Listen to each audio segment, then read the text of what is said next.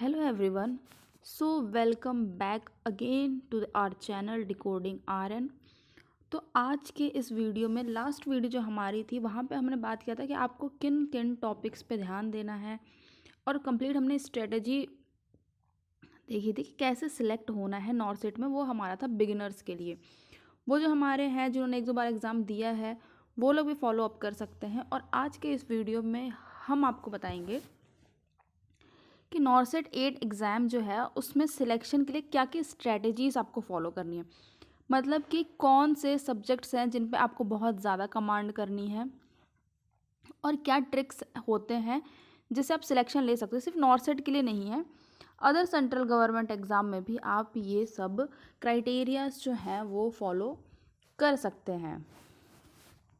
तो जैसा कि आप सबको पता है, किसी भी एग्ज़ाम में सिलेक्शन अगर आपको चाहिए तो सबसे पहले जो है वो आपकी थ्योरी बहुत ही स्ट्रॉन्ग होनी चाहिए। किसी भी एग्ज़ाम में अगर आपको सिलेक्शन लेना है तो आपकी थ्योरी बहुत ज़्यादा स्ट्रॉन्ग होनी चाहिए, तभी सिलेक्शन हो पाए। कई लोग बोलते हैं क्वेश्चन प्रैक्टिस करो, प्रीवियस ईयर क्वेश्चन प्रैक्टिस करो, यूट्यूब से क्वेश्चन प्रैक्टिस करो। ऑब्वियसली क्वेश्चन प्रैक्टिस आप करिए, बट पहले अपनी थ्योरी को कंप्लीट करने के बाद आप क्वेश्चन प्रैक्टिस करिए। ऐसा नहीं है कि थ्योरी कंप्लीट नहीं की है और क्वेश्चन प्रैक्टिस स्टार्ट कर दी है। तो हमारा फर्स्ट स्टेप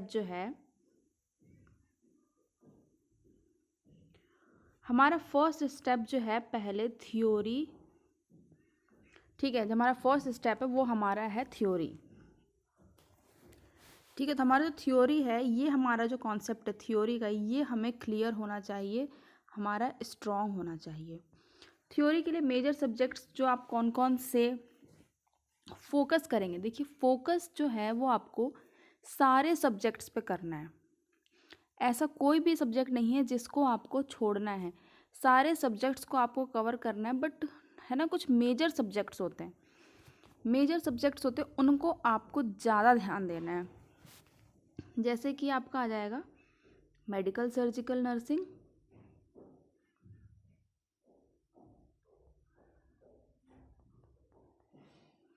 ठीक है, फंडामेंटल ऑफ नर्सिंग,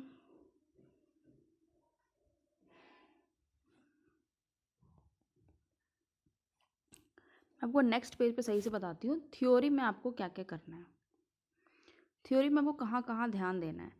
फर्स्ट तो आपका रहेगा मेडिकल सर्जिकल नर्सिंग।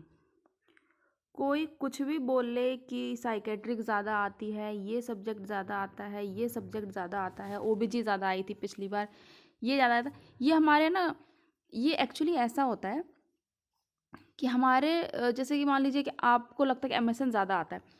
अब क्या ओबीजी का अगर आप 4-5 क्वेश्चन लगातार देख लोगे ना, ये क्वेश्चन भी ओबीजी का था, फिर आप नेक्स्ट अटैम्प्ट करो वो भी ओबीजी का था, फिर आपने नेक्स्ट अटैम्प्ट किया वो भी ओबीजी का था, फिर नेक्स्ट अटैम्प्ट किया ओबीजी का था, तो हमारे माइंड की प्रोग्रामिंग ऐसी हो जाती है कि हमें ऐसा लगता है कि नहीं यार ओबीजी ज़्यादा आई थी। बट ऐसा नहीं है कि ओबीजी ज़्यादा आई थी, सारे सब्जेक्ट्स आते हैं। कोई सब्जेक्ट जो रिपीटेड आते हैं ना, तो हमें हमारे माइंड की प्रोग्रामिंग हो जाती है कि नहीं यार ओबीजी ज़्यादा आई थी, ये सब्जेक्ट ज़्यादा आया था। बट ऐसा नहीं है, हमेशा मेडिकल सर्जिकल नर्सिंग जो है वो हमेशा मैक्सिमम कवर करता है। और अब कमांड तो सारे सब्जेक्ट्स पे ही करनी है, चाहे वो सब्जेक्ट्स आपके माइनर हो, चाहे वो सब्जेक्ट्स आपके मेजर हो।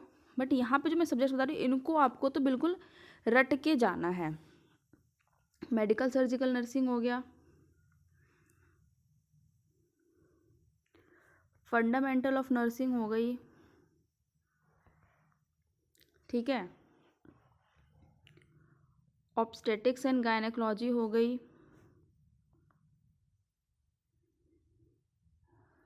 साइकेट्रिक नर्सिंग हो गई,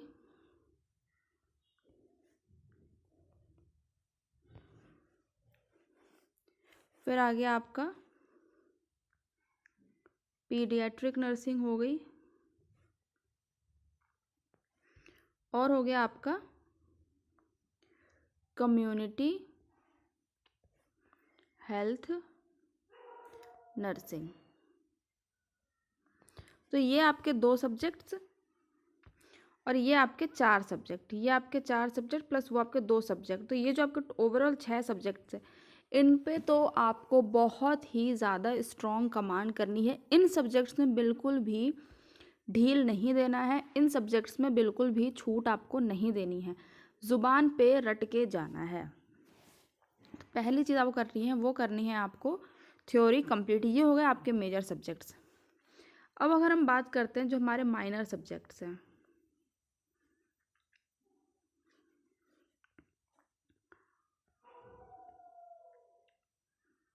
रिसर्च एंड मैनेजमेंट, ये भी आता है एग्ज़ाम में, न्यूट्रिशन, ठीक है, बायोकेमिस्ट्री, माइक्रोबायोलॉजी, तो ये जो है आपके माइनर सब्जेक्ट्स है, इन पे भी आपको कमांड करनी है। बट हाँ देखिए, जैसे मान लीजिए कि अगर आप न्यूट्रिशन पढ़ने में 1 से 2 दिन लगाते हैं, इससे ज़्यादा ये सब्जेक्ट डिज़र्व नहीं करते हैं। आप इतने ही सब्जेक्ट, बट जो हमारे मेजर सब्जेक्ट हैं ना वो बहुत टाइम लेते हैं पढ़ने में और उनसे क्वेश्चंस भी ज़्यादा आते हैं, तो ये चीज़ आपको करनी है, ठीक है। इसके बाद जो है नॉन नर्सिंग, नॉन नर्सिंग पे भी आपको फोकस करना है, लेकिन देखिए मतलब नॉन नर्सिंग पे फोकस करना है, बट नॉन नर्सिंग आप कितना भी कर ले, आपको ज़रूरी नहीं है कि जो आप सोच रहे वो सही होगा, वहाँ पर नहीं होगा। रीजनिंग वगैरह में कई बच्चे मात खा जाते हैं, हर किसी की इतनी स्ट्रांग नहीं होती है। अगर आपकी रीजनिंग वगैरह स्ट्रांग है तो आप बेसिकली नॉन नर्सिंग को भी अच्छे से फोकस करिए। तो ये हो गया, पहले हमारा हो गया थ्योरी। तो हम पहले थ्योरी को कवर करेंगे पूरी तरीके से, ठीक है। थ्योरी कंप्लीट कर ली हमने अच्छी तरीके से, मेजर और माइनर दोनों सब्जेक्ट्स हमने कवर कर लिए। उसके बाद हम थ्योरी के बाद जाएंगे एमसीक्यूज़ पे, ठीक है, एमसीक्यूज़ पे जाएंगे। थ्योरी कवर करने के बाद ही हम एमसीक्यूज़ पे जाएंगे। एमसीक्यूज़ के लिए आप बुक्स प्रेफर करिए, टेस्ट सीरीज़ प्रेफर करिए, ठीक है।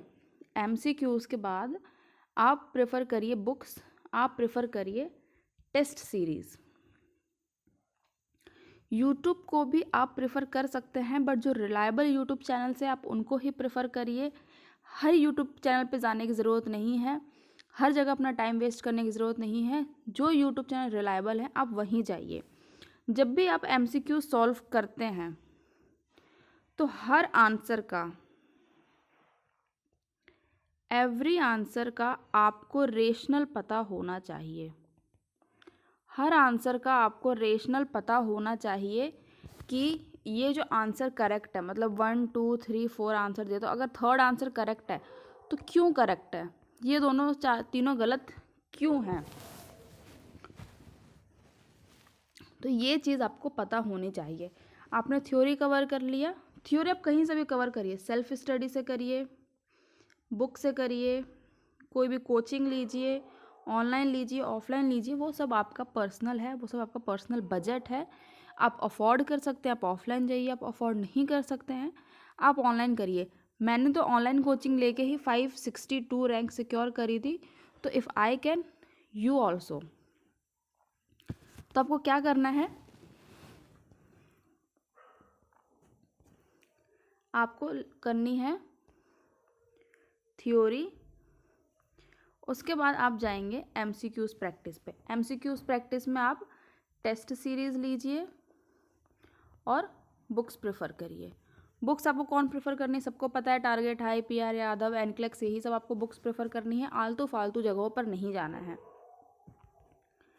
ठीक है। उसके बाद ये तो आपका पैटर्न रहेगा।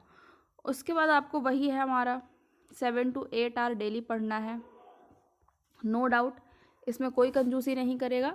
7 to 8 आवर आपकी डेली की स्टडी होनी ही चाहिए, जो कि आपकी खुद की सेल्फ स्टडी होगी। ऐसा नहीं है कि आपने जाके यूट्यूब पे 4 घंटे का लेक्चर देख लिया, उसको 4 घंटे को इसी में कंबाइन कर ले। भाई आप यूट्यूब पे इधर उधर कहीं से भी पढ़ो, लेकिन आपकी 7 to 8 आवर की खुद की सेल्फ स्टडी होनी ही चाहिए अगर आपको अच्छी रैंक सिक्योर करनी है। अगर आपको सिर्फ क्वालिफाई होना है कि हाँ भाई क्वालिफाई हो जाए, जो एम्स मिलेगा वही ले लेंगे, वही नौकरी कर लेंगे, तो मत करिए, तो आपको जो समझ में आए वो करिए। लेकिन अगर आपको डिज़ायर एम्स चाहिए कि हाँ मुझे इसी एम्स में जॉब करना है, तो भाई आपको पढ़ना पड़ेगा। इसके बाद आपको every day at least for 1 hour आपको इमेज बेस्ड क्वेश्चन सॉल्व करने ही हैं। इमेज बेस्ड क्वेश्चन सॉल्व करिए या फिर उनको पढ़िए, मतलब इमेजेस दी हुई, जैसे कोई इमेज दी हुई है उसको पढ़ना है, इमेज बेस्ड क्वेश्चन सॉल्व करना, तो ये आपको एटलीस्ट 1 आवर एवरी डे करना है। और थ्योरी और एमसीक्यूज कैसे करेंगे, मान लीजिए आपने आज ओबीजी पढ़ी, ओबीजी में आज आपने पढ़ा फर्टिलाइजेशन, तो आपको एमसीक्यूज भी फर्टिलाइजेशन के ही सॉल्व करने हैं। ऐसा नहीं कि आपने फर्टिलाइजेशन पढ़ा और एमसीक्यू आपने जेनाइटल ऑर्गन के सॉल्व कर लिए, ये रॉन्ग प्रैक्टिस है, ये नहीं करना है। और कभी भी ये नहीं सोचना है कि पूरी बुक आज सॉल्व कर दूंगी, ये कर दूंगी, वो कर दूंगी, ये सब कभी नहीं सोचना है। जो आपने टॉपिक पढ़ा है उसी के आपके एमसीक्यूज लगाने, ऐसा नहीं कि आपने टॉपिक कुछ और पढ़ा, एमसीक्यूज आप कुछ और कर रहे हैं। तो ये पैटर्न आपको फॉलो करना है, आपका श्योर सिलेक्शन होगा नॉर्सेट में। Good luck everyone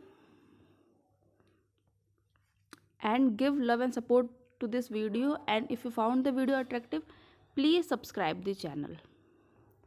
Please subscribe the channel.